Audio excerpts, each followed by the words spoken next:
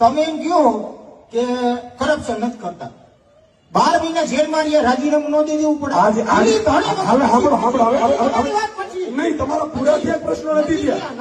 ધણી વગરનું કામ રાખ્યું તમે. દિલ્હી આપણું રાજધાની એને ધણી વગરનું કરી નાખ્યું તમે. બોલો એ વાત. હવે તમારું નામ ખાલી બોલી દો. મારું નામ ભરત. એ ભાઈ મારી આમ ભાઈ કોઈ સાંભળો. એ ભાઈ સાંભળો. પણ મારી વાત સાંભળો, તમને 3 જવાબ આપી દઉં છું.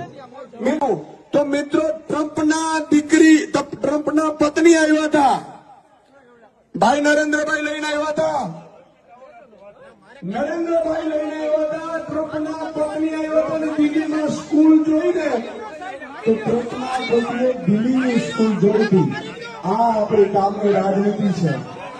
અને એટલું નહીં, એ કહેતા હતા કે 100 કરોડની દારૂની આ હેરાફેરી કરી.